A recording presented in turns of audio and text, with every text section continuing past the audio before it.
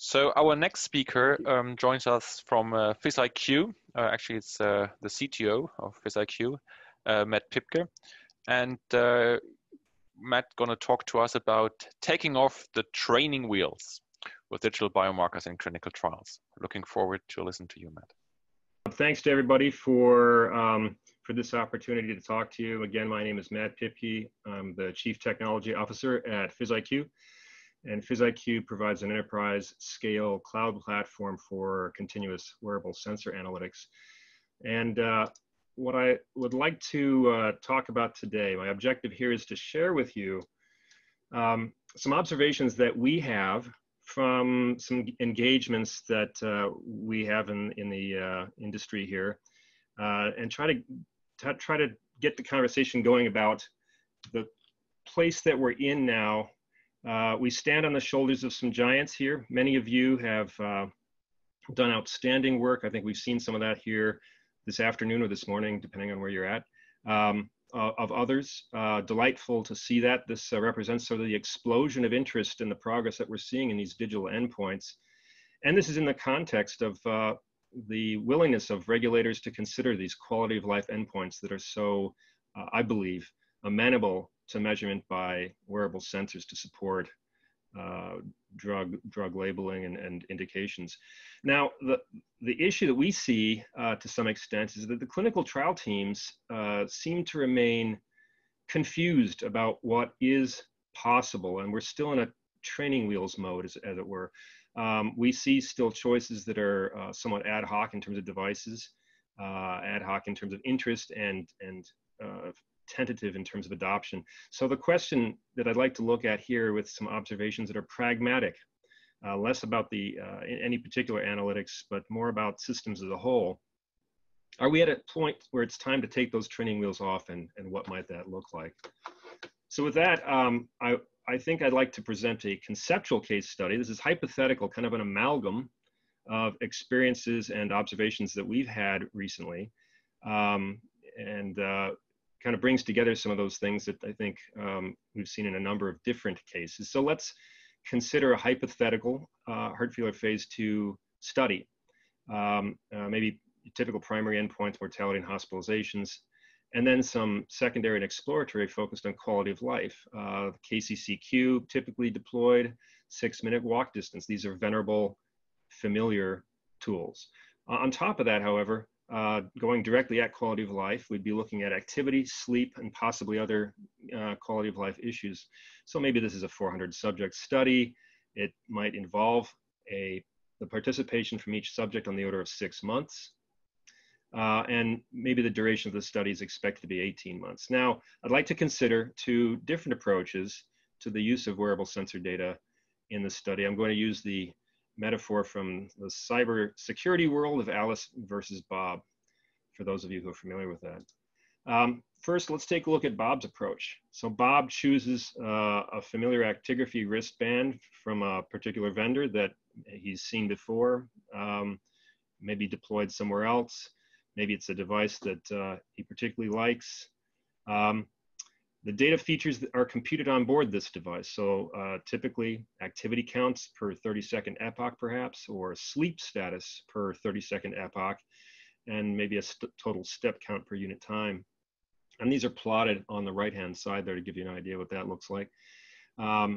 These devices would be provisioned at monthly visits 1, 3, and 5, and the subject wears and collects that data for a couple of weeks each time. And so in the interests of keeping that simple, Bob has chosen to just, and I think the last speakers noted this in some of the comparisons they were making, that the idea is to make it simple for the subject. Here's the device, wear it, the battery will just last for the entire 2 weeks. It'll collect data, and in the end, just bring it back or mail it back or something like that. At that time, somebody at the study coordinator site will maybe upload the data to the vendor's cloud using some sort of node, and then that cloud, that data will reside in the vendor's cloud. In addition, a survey tool from a different vendor might be provided that's either browser-based, or it might involve the installation of an app on the subject's personal phone, and those answers might be in vendor B's cloud. Now, in contrast, let's take a look at Alice's approach. Alice is going to deploy a unified platform that already has validated for it multiple device options as well as ePro. In this, Alice is going to deploy 2 devices on different duty cycles. So the first one is similar to Bob's approach, to use a wristband worn throughout the study though. So not just at a couple week intervals, but maybe throughout the entire study. This produces continuous accelerometry waveform and as well as optical pulse, captures those raw waveforms, and also computes some onboard vitals, and uploads those via real-time cellular connection or via a connection via smartphone. In addition, Alice wants to deploy a chest patch that's worn, a disposable chest patch worn for 5 days at a time at monthly intervals. So if this is a 6-month study, that might be a chest patch for a week at the beginning of each month. This has also triaxial accelerometry and ECG, and captures the raw waveforms as well as some onboard vitals that are computed in the firmware, and then uploads those via cellular connection or smartphone. The platform algorithms perform all the vital sign feature extraction, steps, walking, sleep, and actigraphy, as well as the vital signs that can be deduced from both of these devices. These devices are provisioned at enrollment, and the subjects have to self-administer throughout the study. So it raises the question, as was raised in the last presentation, about complexity. But surveys are also available via smartphone. So the data on the right shows the full waveform data from these 2 devices, which is typical. So now, what are the consequences of these approaches? I just want to walk through some of the things that we've ran into and share with everybody those differences. So the advantages of real-time upload are one of the first things I want to touch on. The ability to identify and solve issues to maximize data yield. So Alice is going to use event triggers that can be configured in the platform to catch data gaps and quality issues as they occur. As a result, Alice can notify site coordinators to contact the subjects for resolution, which could be a phone call outreach from that coordinator, or could even be from the vendor. In addition, one can leverage text messages sent to the subject's personal phones to initiate the fix or ask them to call in for some guidance. And so that might look something like what's displayed here, screen grab from one of our deployments, where we have a rule set up to detect that. Bob, on the other hand, does not have that visibility into subject adherence or compliance. And Bob's going to wait until the data is uploaded to find out whether 2 weeks are there or not. And that could result from any of these causes: subject misunderstanding about the device use, subjects simply failing to adhere, or the device malfunctions. So that's one of the advantages to the real time. A second advantage that we have seen that we think is probably very useful is this idea of triggered push surveys to enhance data quality. So the idea here is Alice can detect these conditions of interest that can be configured. These detections can occur in real time. So that might be anything from a particularly bad sleepless night to a lot of time spent in bed to some indication of pain. You can imagine a number of things that you might want to be able to trigger the sending of enhanced ePro to confirm or deny that information, or to get better labeling of the data, to fine tune the timeliness and reach of that ePro. So rather than just hit somebody with ePro on a schedule, you're hitting them when the thing you want them to rate is fresh in their mind, potentially. Bob only has scheduled ePro because he doesn't have the real-time upload, so he forgoes that opportunity. There's another big issue here to address, which is the advantages of capturing waveform data. So Alice can capture that waveform data and can leverage more accurate cloud-based feature extraction. We've done a lot of testing. I think we shared this in other presentations we've made, that it's not possible to compute in firmware quite as well what you can compute with the power of the cloud in terms of accuracy and emergent type of patterns from the data. The firmware has one pass at it, and then it's out of memory. That is, meaning it's passed through memory and the computation is done. But in the cloud, you can run and rerun this data at epic scales, frankly. Alice can switch between devices during the study while preserving continuity of feature data, because the waveforms are in the cloud. All of that can be rerun through an algorithm. Even if you switch devices or the device version is updated, these algorithms are in the cloud. They're not on the firmware. So they have much more continuity or comparability, so that you can do that device swap out if the logistical need arises. In addition, Alice can take advantage of upgrades to feature extraction algorithms at any time. I think something that our previous speakers also touched on. So the idea is that if we enhance an algorithm in the cloud, we can rerun all that waveform data and get even better, more accurate data out of it. Bob can't do that. He's got only the features as they were extracted by the sensor firmware, and he's kind of stuck with those. And finally, I think this is really, really critical, and is that Alice can leverage new digital endpoints even if they become available via independent validation after her study starts. And so at the right-hand side here, we see today's endpoints, some typical endpoints we're fairly familiar with. There's a lot of new stuff coming out, as we've seen here today. And that stuff could become viable well within the time span and the lifespan of Alice's study.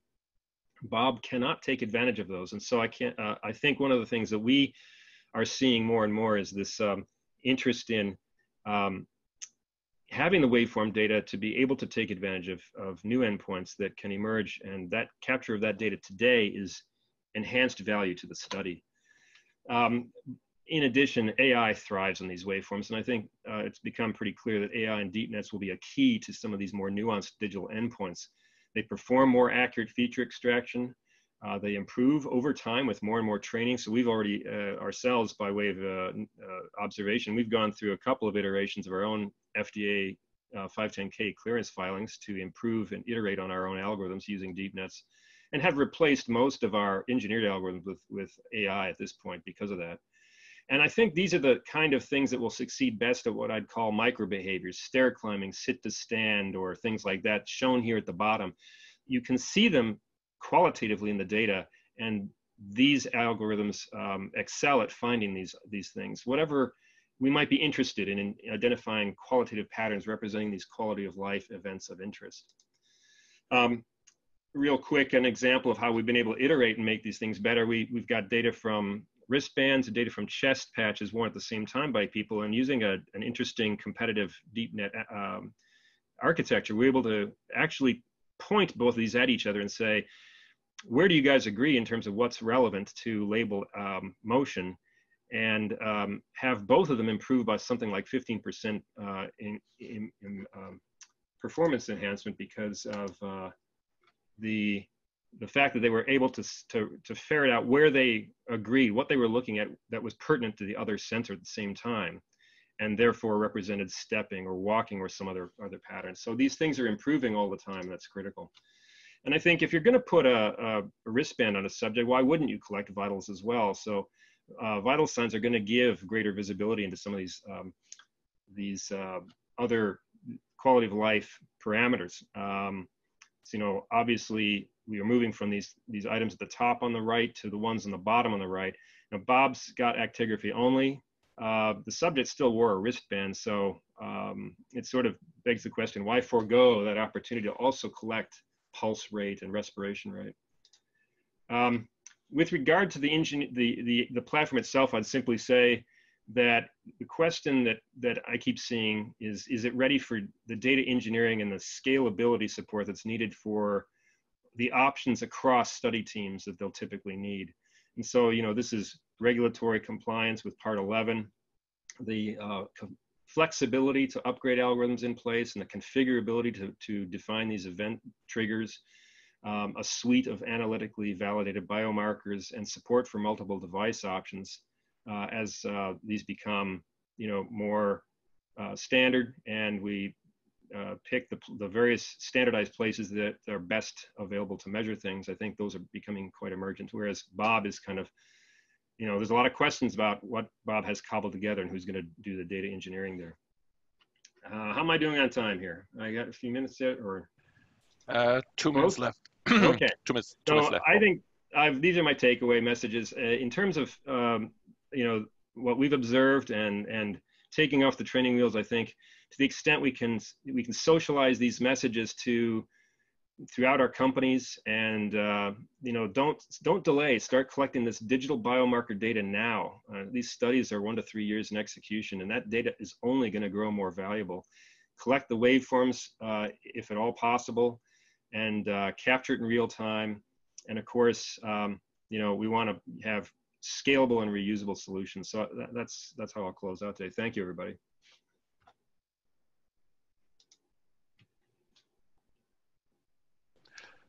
So thank you very much, Matt. Very much appreciated your presentation. Deep insights into the differences between Alice and Bob. There is one specific question actually really highlighting also then the potential safety feeling consequences of too much information. And I guess we're going to come to this also at the final panel. Is and so here the question is around, do you think that if now Alice would feel actually more monitored and thus behave differently due to all the measurement channels that you are opening up there, or do you see any decrease in the acceptance of the device as a potential side effect? You know, in our experience, and we are not a device vendor. In fact, we use other vendors' devices, and frankly, I've seen a real step change in terms of the wearability and of these devices. These things are wear and forget. I think wrist location is very widely accepted, and the chest patches are, you sometimes forget you even have them. So we have seen high compliance, adherence, high data yields, and you know, there's always a chance that you make any measurement in a trial, you could be biasing the behavior of the subject. But we're talking about long time frames that I think our subjects that we've seen become very acclimatized to these. They do know they're in a trial, but by and large, these devices, I tip my hat to the vendors who make these devices. They've become very innocuous and transparent. So I think we're getting there, and now this has shifted heavily in favor of let's collect all the data we can. The goal has always been to understand what's going on in the real world, what's going on with the quality of life measurements that we can make. And I think we're there now. So it's a great question, but I think it's the vendors have done a nice job there. Okay, excellent.